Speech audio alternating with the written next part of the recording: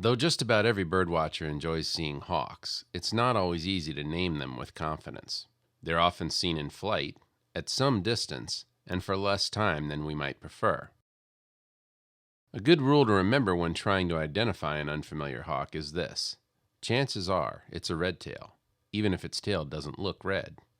That's something of an overstatement, of course, but red-tailed hawk is the raptor that most North Americans see most often, and many of us aren't prepared to recognize them when we don't see their namesake field mark.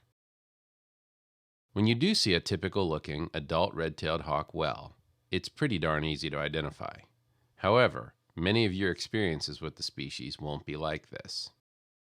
First, it's somewhat difficult to say what a typical red-tail really is. The species varies in plumage from black to frosty white, with most birds falling somewhere in the middle. All young red-tails, for their first year or so, have plain grayish-brown tails with a variable amount of banding. Some adults, especially of the uncommon Harlan's form, never get red tails at all. Even adults with red tails are only truly red on the top side. The underside may look anywhere from faintly to obviously reddish, depending on light conditions.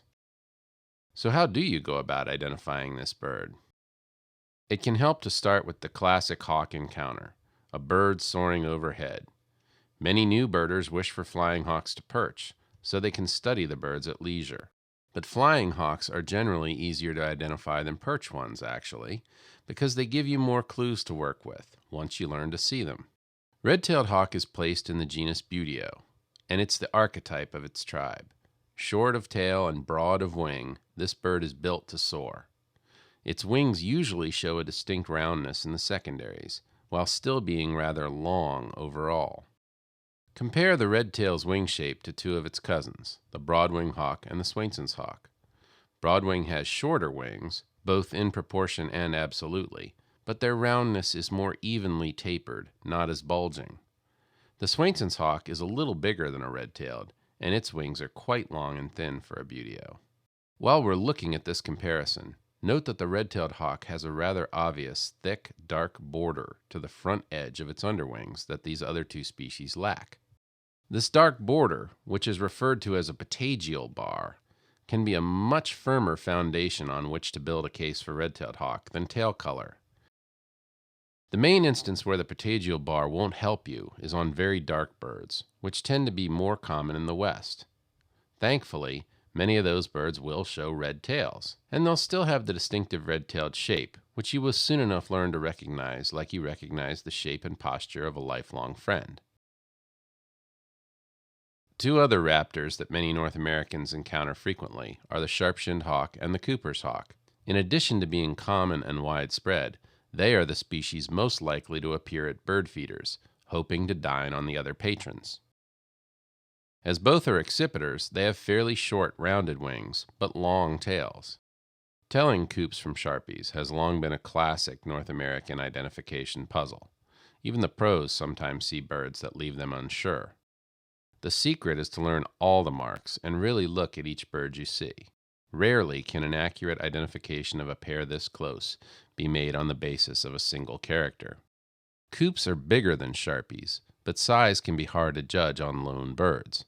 Plus, a big immature female sharpshin will be close in size to a compact adult male Cooper's. That may sound crazy at first, but in most raptors, females are a bit bigger than males, and young birds, once fledged, are slightly larger than their parents. Here's a good example of this surprising size differential. A shot of a father peregrine falcon flying with one of his daughters. The adult male is on the left, the juvenile female on the right. Whatever their age, the classic field mark for separating sharpshins from Coopers is a straight versus rounded tail tip, and this can indeed be a useful character, but head size is even better.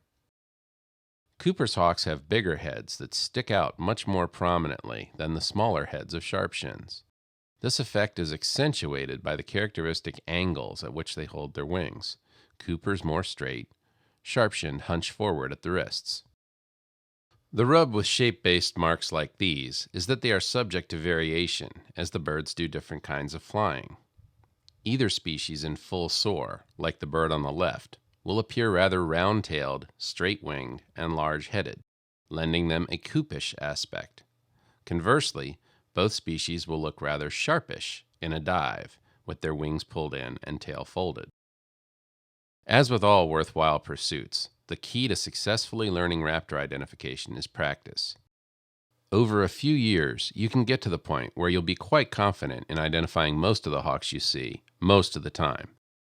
But there will always be more to learn, one of the things that makes birdwatching such a rewarding, lifelong interest.